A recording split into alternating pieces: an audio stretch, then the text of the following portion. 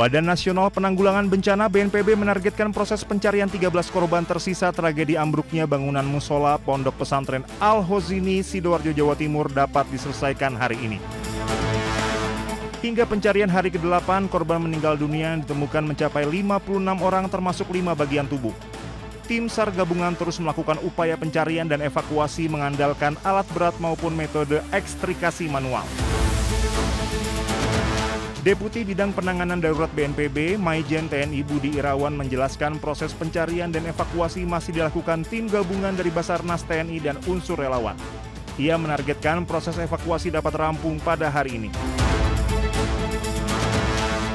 Yang pada intinya akan kami sampaikan, alhamdulillah telah ditemukan 7 jenazah lagi. Sehingga diperkirakan tinggal 13 korban yang akan kita cari di lokasi runtuhnya musola di Pondok Pesantren Sidoarjo ini. Sementara Bupati Sidoarjo Subandi mengatakan proses pencarian korban diperkirakan akan berlanjut hingga Senin malam dengan harapan seluruh korban dapat ditemukan dan dievakuasi dengan cepat dan tepat. Ia mengakui masih ada tantangan besar di lapangan. Beberapa bagian struktur bangunan yang runtuh masih berupa beton berat yang belum bisa diangkat sepenuhnya. Subandi juga memastikan pemerintah Kabupaten Sidoarjo terus berkoordinasi dengan pihak-pihak terkait untuk memastikan proses evakuasi berjalan dengan lancar dan aman.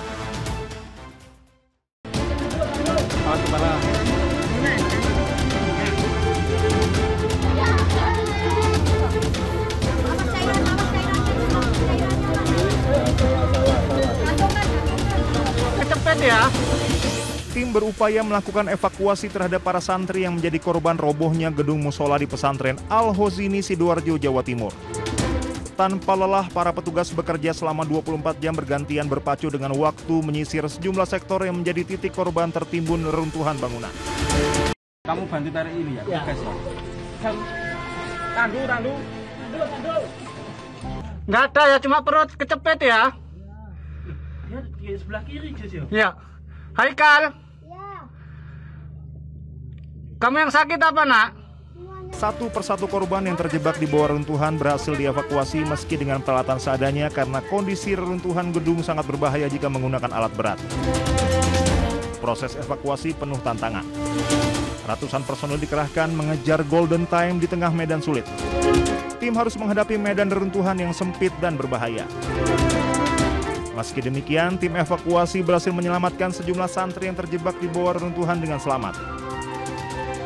Dengar suara saya untuk Anda yang berada di dalam. Setelah 4 hari tim evakuasi berjibaku penuh kehati-hatian, tim memutuskan menggunakan alat berat setelah tim tidak lagi menemukan tanda-tanda kehidupan dari bawah reruntuhan gedung. Meski demikian, keputusan tersebut tidak mudah. Tim juga berkoordinasi dengan keluarga korban yang masih hilang meminta persetujuan untuk menggunakan alat berat.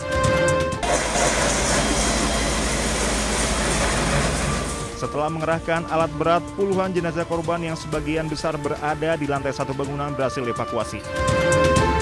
Namun proses pengangkatan reruntuhan gedung pun terkendala sebagian beton yang masih menempel dengan gedung di sebelahnya. Meski demikian, seluruh petugas terus berupaya tanpa lelah.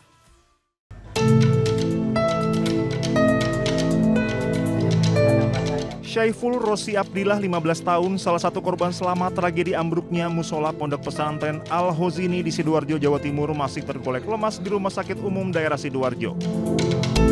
Tim dokter memutuskan mengamputasi bagian pergelangan kaki kanannya karena syaraf dan otot yang rusak. Rosi mengaku meminta kepada tim penyelamat agar mendahulukan temannya untuk dikeluarkan dari reruntuhan musola yang ambruk. Setelah temannya berhasil diselamatkan, kemudian ada 2 orang penyelamat masuk dan mengebor cor-coran yang ada di kaki Rosi agar bisa diangkat dan kemudian dibawa keluar dari reruntuhan dengan selamat. Meski anaknya menjadi korban ambruknya musola Pondok Pesantren, Idrus, orang tua Rosi, memastikan tidak akan melayangkan gugatan hukum kepada pihak Pondok Pesantren. Idrus ikhlas dengan insiden yang hampir merenggut nyawa anaknya tersebut. Antren atau enggak, Pak? Enggak menuntut saya. Soal itu saya yakin apa yang dikatakan beliau itu adalah takdir Allah. Saya yakin seperti itu ya.